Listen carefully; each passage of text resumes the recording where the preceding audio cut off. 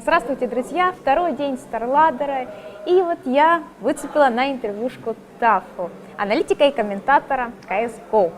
Как вообще твое настроение? Ну, настроение отличное. Здравствуйте, друзья. На самом-то деле немножечко уставший. Сейчас уже тут грим потек, все в голове хаос, но все приятные, так знаешь, уставшие, потому что в принципе спокойно прошли игры без особых там каких-то задержек, технических проблем. Ну и вот сейчас уже там чуть-чуть уже вырисовывается сцена под вечер, и ты понимаешь, что завтра будет очень крутой турнир. Все билеты проданы, отличная команда, отличные матчи. Ну, короче, все довольны и ожидают вот именно 3 последних дня чемпионата. Скажи, вот почему выбор пал на Минск? Почему здесь проводится турнир? Давно здесь хотели провести чемпионат, да. Вот и подходящая очень локация, этот весь спорткомплекс Минск-арена. Ну, потому что стадионом его особо не назовешь, это такая спортивная площадка. Да, это такой, можно сказать, хоккейный, там, баскетбольный, там, мини-футбольный стадион. Ну, вообще площадка, как оказалось, для киберспорта очень удобная. Здесь наши ребята там проводили долгую разведку. Я вообще еще там 4 года здесь назад, как только стадион открывался, ну, точно времени не знаю, сколько это было, но как только он открывался, я уже говорил, что нужно присмотреться. Новая площадка. Все знают, что StarLadder базируется в Киеве, и вот такого масштаба площадки должны были появиться под Евробаскет, которого не стало по всем, вы знаете, по определенным политическим причинам. Ну и, в общем-то, в принципе, опять же, много турниров мы проводили в Минске, и почему бы и нет. Давно Минск просил крутых геймеров, дотеров, КСеров, и вот, наконец-то, спустя сколько лет, вообще мы виноваты перед вообще всей республикой, мы должны были намного раньше здесь провести ивент, вот, честно. Но все же это все равно вот первый, наверное, самый большой ивент на территории СНГ, я так думаю. Конечно. Вот самый такой крупнейший. Какие-то сложности вот были? Давай, в частности, может быть, со студией аналитики, с комментаторством, может, какие-то были, я не знаю. Слушай, ну нет, проблем никаких не было, потому что, опять же, нам не впервые делать что-то первыми здесь у нас на РУ-регионе и, в общем-то, что-то проводить такое вот масштабное. Ну да, конечно, проблемы есть, все-таки и все должны были сотрудники компании немножечко подсобраться, ивент побольше, и все-таки мы тоже такого особо никогда не делали. Да, мы принимали участие в организации большого количества ивентов, но именно чтобы свой вот турнир на стадионе, это впервые. И я надеюсь, это первая хорошая практика в этом году, и надеюсь, что в этом году мы еще проведем много чемпионатов на таких больших площадках. Очень бы хотелось. Ну и опять же, не только StarLadder, не забываем все-таки, что это StarLadder iLeague, это совместный проект двух больших компаний. Ну и здесь ну, молодцы и те, и другие, вот что могу сказать. Вот знаешь, я вот так вот, мы с тобой общаемся, и я вспоминаю времена, мне кажется, ты уже комментируешь, наверное, десяток лет, или сколько, если быть точнее? Не знаю, с первого момента, как появилась такая возможность, то есть вначале все-таки это были радиотрансляции, потому что видео и вообще интернет не тащило, и вот где-то, наверное, лет 11-12 действительно. Да, вот это ты old fuck. Если не больше. Ну вот вообще, тебе нравится, куда все движется, куда развивается киберспорт и какими шагами он идет? Ну, знаешь, есть позитивные моменты, а есть вот очень такие вещи, которые мне не нравятся. Я понимаю, что монетизация в КС и в Доте — это хорошие вещи, все любят скины, но где-то мы немножечко отпадаем от киберспорта. Не в то, что эти вещи есть, а то, что есть ставки на все эти штуки. И ну, просто вот очень много какой-то грязи выливается, а я это вообще не люблю, там всякие комментарии. Понятно, что комментарии в основном пишут неадекватные черти вот какие-то, потому что, ну честно, я вообще в своей жизни там вот, за сколько лет там, раз или два писал комментарии вообще на сайтах, вот где-то там, чтобы там что-то замашнить, кого-то нащемить. И в принципе я вот сколько с друзьями не общаюсь, комментарии никто не оставляет. В общем-то, развивается по деньгам, конечно, все хорошо. Мы ждали этого намного раньше, но там был 2007 мировой финансовый кризис, это должно было еще произойти пораньше. Там еще и MLG в свое время распались, если не перепутал название, американская лига, которая тоже нам обещала миллионы.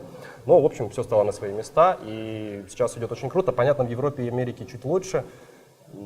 Тут все-таки на нашем регионе по-прежнему остаются какие-то проблемные вещи. Ну, опять же, не будем их вообще затрагивать. И вот я надеюсь, что это просто как можно быстрее закончится, и что вот наш киберспорт пойдет вот просто сумасшедшими шагами. Мы догоним и перегоним всех остальных. Вот этого бы хотелось. Многие игроки, вот даже дотеры отмечают, что ты один из лучших кастеров вообще. Ну, вот скажи. Сейчас трудно, знаешь, такое сказать, потому что, чтобы быть лучшим кастером, ну, нужно желательно играть в эту игру, любить эту игру, ну и уделять ей, на самом деле, очень много времени.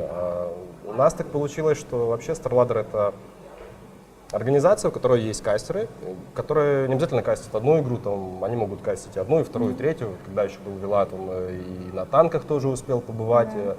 Мой коллега Слэм там тоже 2 года проработал на Point-Blank, то же самое я там на Point-Blank, потом я и в танках побывал, и, конечно же, там и КС был по возможности, вот попадал на CSGO, но все-таки вот с этого года я буду больше на CSGO, появилось чуть больше свободного времени, и, в общем-то, где-то тоже буду уделять время любимой игре. А вот если не брать не игровой аспект, аспект там речи, и еще чего-то, там постановка, риторика та же, ты уделяешь этому внимание? Именно речи и подачи себя? Нет, вот так вот. особо нет, потому что мне вообще не казалось, что у меня противный голос. Наверное, каждому не нравится свой голос. Там, ну, у меня это вообще какая-то вещь страшная. Ну, просто вот, когда себя слышу, думаю, блин, вообще, что тут надо менять, как-то не очень. Нет, вообще просто надо быть адекватным человеком. Никого желательно не бесить. Но, опять же, очень разношерстная сейчас аудитория. Кому-то нравится грязь, кому-то нравятся адекватные люди. Но я себе не позволял ни разу там матюкаться на стриме, никогда там за все эти годы. И надеюсь, что не позволю, и буду просто вот адекватным комментатором, который знает игру и рассказывает, что, зачем, почему, а не орет там, он его убил. Вот тут желательно знать, вот почему, как, давать свои какие-то мысли по этому поводу. И вот такой стиль комментирования мне всегда будет больше нравиться, когда комментатор вообще вот рубит, о чем говорит, понимает, и какие-то очень интересные мысли пытается рассказать аудитории. То есть тебе больше нравится сидеть в кресле комментатора, чем аналитика, или нет? Да, тут Может, разница... это я так поняла, может Не, быть. разницы особо нет, ну, конечно, комментировать не всегда будет больше нравиться, но как бы у нас очень веселая тоже аналитика, хорошие ребята, отличные, постоянно меняются, какие-то гости, и как бы... Просто аналитиков никто не любит, это самая неблагодарная работа, вот честно. Почему? Потому что все ждут катку, говорит, уберите этих чертей в комментах, а вы понимаете, аналитика работает просто, чтобы заполнить паузу между играми, как только команды там готовы, сразу начинается стрим. Но вот как-то народ, вот судя из того, что в комментариях написано, хотя я понимаю, что не всегда их нужно читать, как-то вот иногда не всегда там супер весело к этому относится. Но это тебя никак не деморализирует, например, вот эти комментарии? Вообще абсолютно все равно. Опять же, до этого я говорил по поводу комментариев своей мысли. Да. Просто вот в Доте, например, совсем по-другому все. У нас, когда выступают аналитики, наоборот, всем нравится, все слушают. Я вот не помню, знаешь, чтобы так как-то чернили особо. Ну, не адекватов оставим где-то там дальше. Ну, опять это же, очень странно. в Доте вы смотрите на последний вот такой хороший год, когда собралась хорошая команда уже ребят, которые работали все равно там на интернешнлах там года 3-4 вместе с собой, они все, как говорят, уже наиграли связки, есть определенные свои роли у каждого.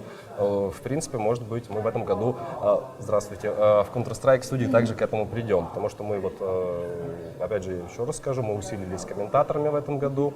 У меня появилось свободное время, наконец-то также могу работать с нашим Counter-Strike отделом, с замечательной командой, и я думаю, что в этом году мы будем очень много делать и стараться для того, чтобы наши освещения стали на порядок выше.